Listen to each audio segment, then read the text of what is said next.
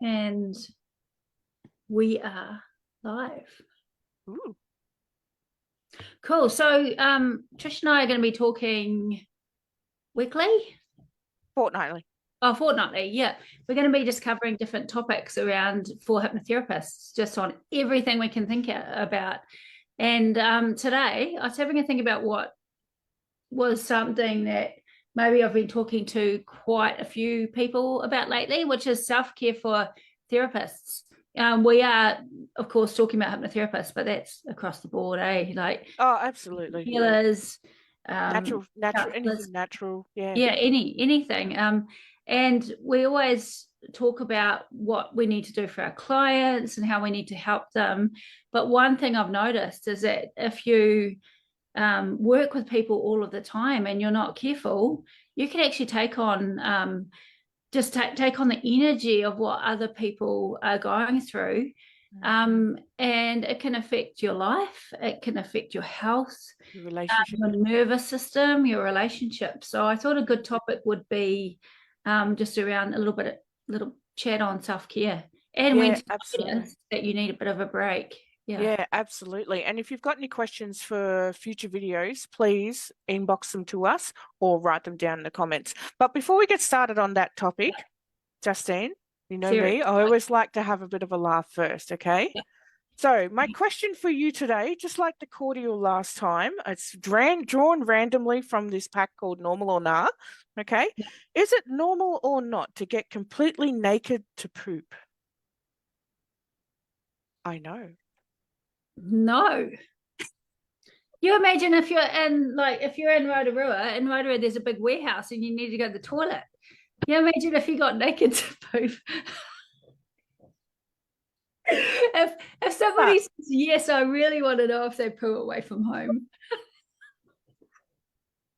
How do people think of these things? I've never thought of that. Is that the first time you read that? Randomly before we started, and I'm like, right, I'm going to go with this card, and looked it up and went, oh, that's so is it normal to get naked to poop? Oh, well, I've answered it myself. I don't, to be honest, apart from being a baby, I don't think I've ever pooped naked. Let us know in the comments if that's normal or not, honestly. Yeah. Okay. Or if you are watching, put it in the comments. Yeah, that's an interesting now. Now I'm trying to think whether I've gotten naked out of bed and just gone to the toilet or not before. We don't need any pictures, okay? Is that normal or not? So, Justine, normal or not. So, how are we going to avoid burnout and recognize it as a therapist? That's a big change. For one, get naked to poop when you're pooping. Yes, you must wear your clothes. I think one thing to talk about first would be, I suppose I'm starting from the end first, would be, Trish, for you, how do you know when you're starting to feel, not a poop, how do you know? I need a poop. Yeah, how do you know when you're starting to need a break when you're seeing lots of clients? Because I know you have. Well, mine's got two things. One is when I feel like I'm not having fun. Yeah. So you feel like you haven't had that good belly laugh in a while, or you feel like it's just going from appointment to situation to do this, to do that. It's constant non-stop. And then you get to the end of the day and your brain's still going, okay, I've got to get this done. I've got to get this done. I've got to get this done. And I'm not having fun anymore. Like even when I'm out like shooting pool or playing video games, my brain is still doing that. I've got to get this done. Yeah. But look, you're not having fun anymore, Trish. You need to disconnect to reconnect with yourself. And sometimes, like, it's natural to ignore these things because you've got to remind yourself, pull yourself up, because it becomes habitual. And it's interesting because I just posted this on Facebook the other day. When busyness becomes your life, relaxation becomes your stress. Yeah, yeah, that's really, yeah. And then the second cue for me, and this is usually when I pick myself up, is when I start getting snappy at John. Yeah.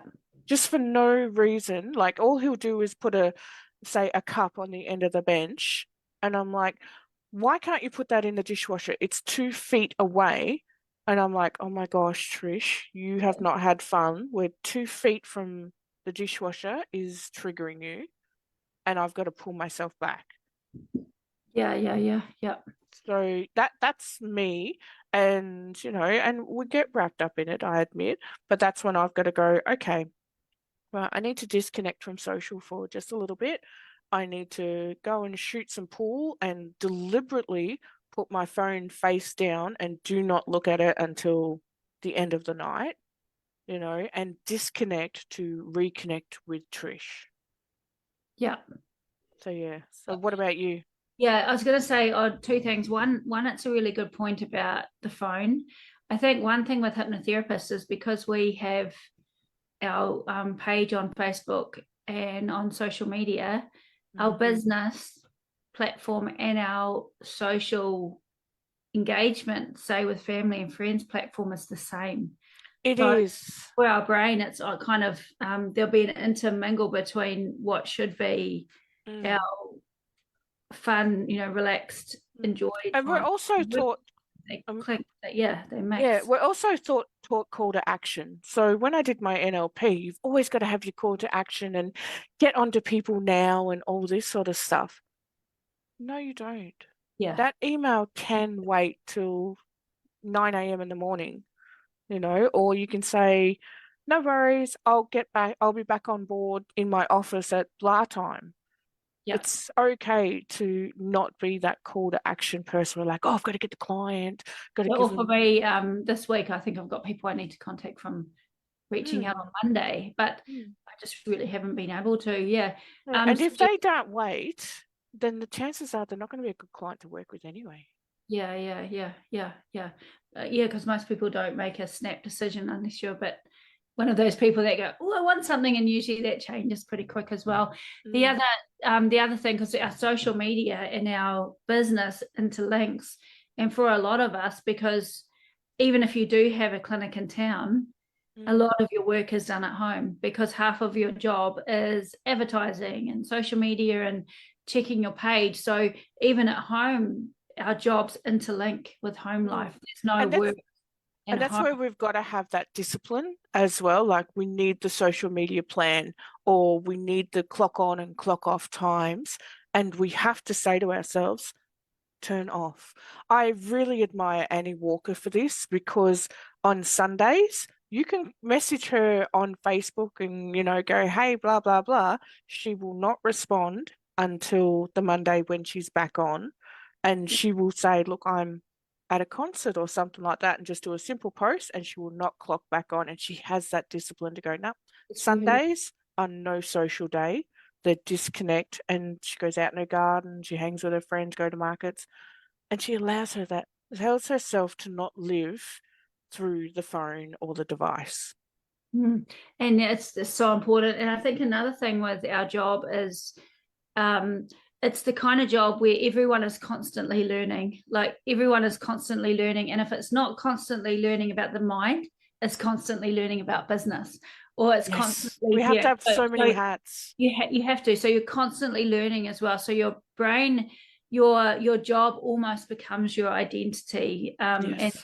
and when that crosses over, what can also happen is then you can start to feel like a little bit resentment for Because it you're not for having people that fun. really get in. Yeah, because it becomes more like a job. It So becomes a there's grind. there's things to really be aware of, from being in the industry for quite a while now, full time, full time being 7 days, there's no days off, right? There are things, especially when you're starting out, to be kind of aware of around self-care. And if you get it right at the start, Oh, like anything, it's easier to yep. implement in the future. Whereas I think about a year ago, I'd been seeing clients, quite a lot of them every day. I'm on my own, so I felt the pressure of, Mm, working on a Saturday, working whenever, just to make sure that we had a good lifestyle. So I did it for quite a long time, and then one day I woke up and it would have been what they called burnout, where I just couldn't see clients for a while, and I focused on more the training and the organization for roughly a year with just, I still saw the clients because you need to for the, cash coming in, but not to the extent I was having before. And it was because I actually just couldn't. I couldn't Yeah. put stuff in that space. And I do see things different. Like in that time, I think I was putting, there was not much of a blend between work and home and clients' problems and my problems and all of that kind of stuff that you learn. Yeah. So it is when you it is something to really look I at. think also some of us need to change up our wording as well, because like we might say something along the lines of like, I need to go and relax. What if you just needed to decompress? Yeah, Yeah. of the Give balloon. yourself permission to decompress, because when you're decompressing, you're doing it your way. A lot of people are like, oh, you've got to relax. So go for a massage, go for a walk, blah, blah, blah. But we don't all relax the same way. So for me to decompress is to go shoot some pool, disconnect from the device, and just enjoy the people that I'm with, Yeah, yeah, yeah. be in that moment. And there are other times like where like I had to decompress from a situation over the weekend, and all these people rallied towards me and they were all supportive, and I was like, yes, thank you, but go away, because I'm going to go back to my hotel room. I'm going to reassess what just happened, listen to some hypnosis, and decompress. Not relax as such, but decompress from what's going on and work out, how am I going to go into tomorrow with a better game plan where I can go, you know what? I'm really happy with how I executed that, rather than just feeling like shit. Yeah, yeah, yeah, yeah. Does that make And sense? and that's a really good point for, another thing with when you're talking about decompressing, um, students always ask me about how many clients they have per day and where do you space them. And you talking about decompressing reminds me of something that when I was learning supervision for self-care between clients, how we talk about what should you do between clients. And I remember seeing this beautiful analogy of a whiteboard where, someone comes in and they tell you their stuff and you write it up on the whiteboard. And then if you don't take time to clean that whiteboard off, then the next person comes in and you write their stuff on top of that whiteboard, and so on until you've got 5 people's things on top of that whiteboard. And now you're looking at a person and you're like, which stuff was yours again? Because the Yes. whiteboard is just full of Yes. problems.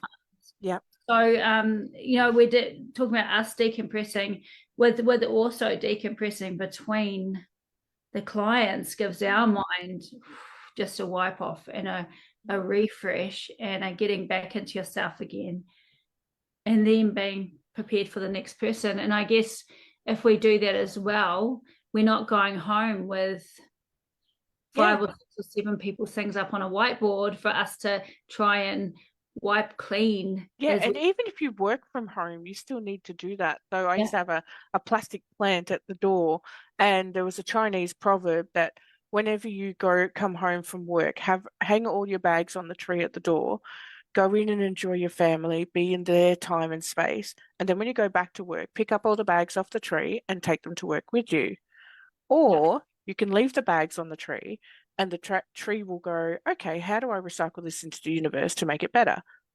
yeah, And that's what I used to do. I had a plastic, big, massive fern at my door, and I'd be about to come out of my clinic, and I'd be like, right, no, no, no, no, no.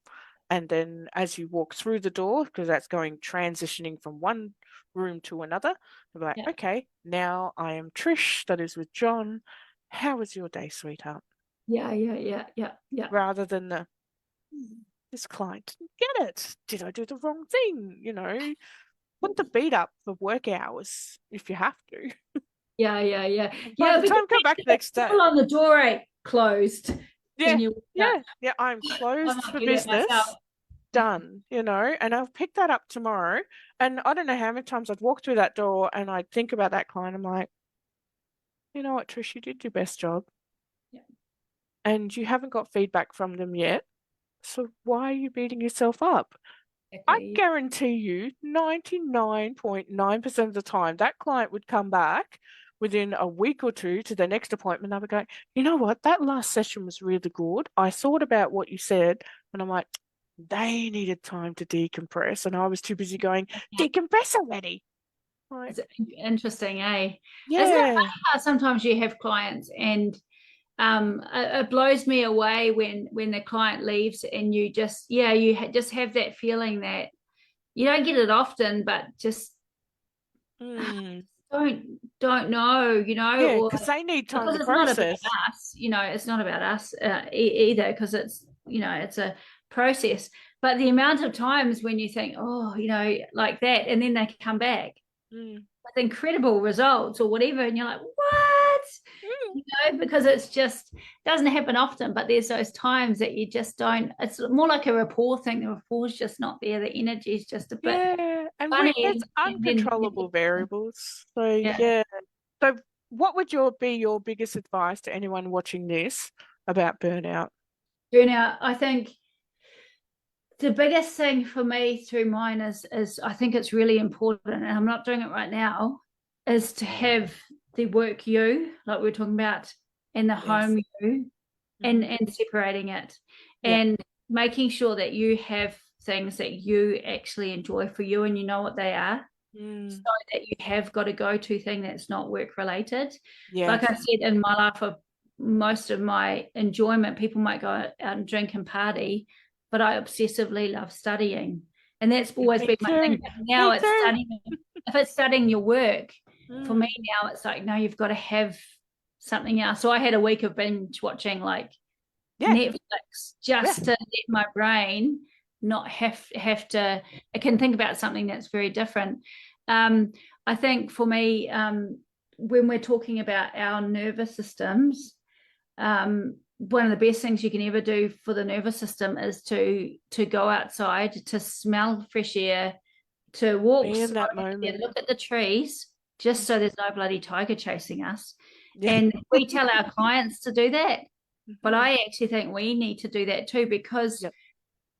if we're sitting in with a client and a client does end up telling us something that they've been through, and we're kind of in an altered state, our brain is picturing it, and it has got to influence our nervous system. It can't Absolutely. not. You'd have to be regulating yourself.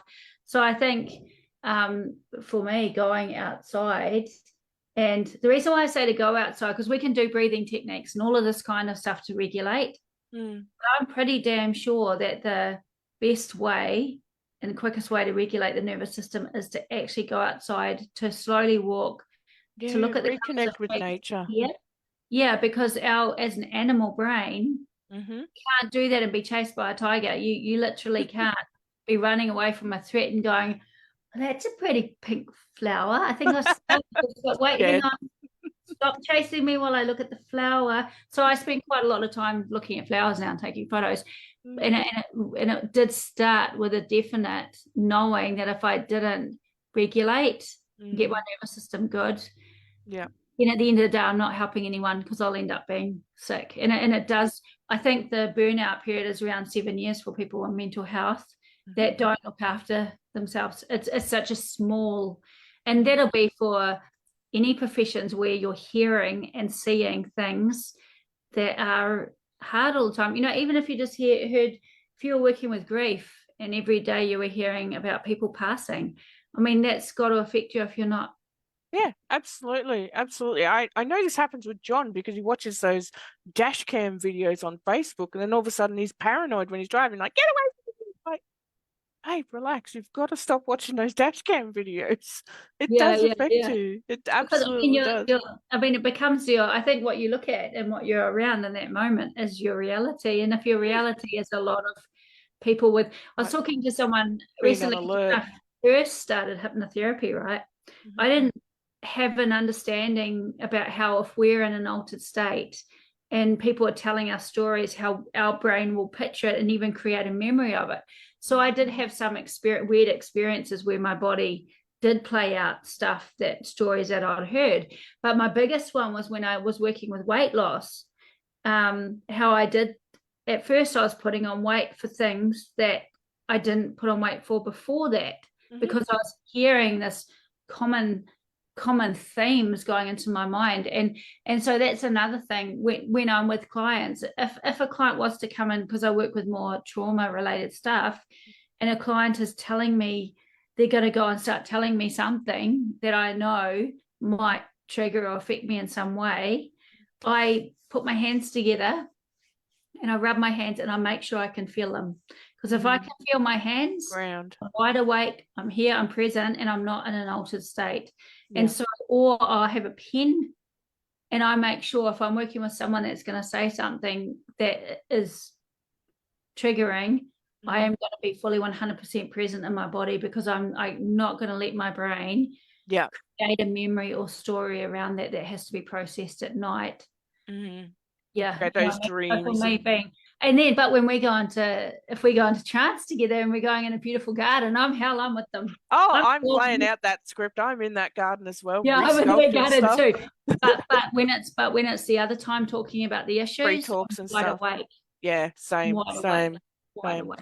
Yep. So, is it normal to get naked while you poop? That is the undeniable question. You've given me 15 minutes to think. I'm going to have to say this. I don't think it's normal, but I would honestly say that because I used to sleep nutty all of the time, I must have done it once. You know what? And at the end of the day, if you haven't done it, put it on your bucket list, because you never know, you might enjoy the breezies. And you can flick us a message and say, I did it, Trish. Off my bucket list. Different. I just got cold. No, I'm kidding. It's not normal, but I did it just to get it off my bucket list. Oh, what a question. Hey, you didn't answer it, Trish. Oh, well, honestly, I don't think it is. Is it normal? I don't think so. But yes, I have done it. When?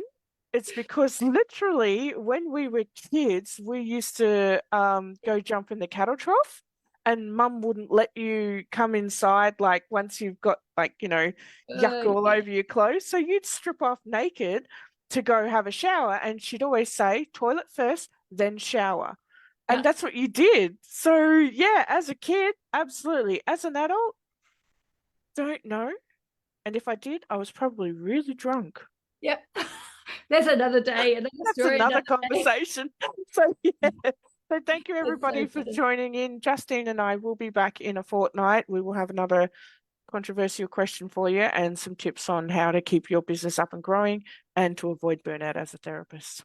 Awesome. See you later. Bye-bye.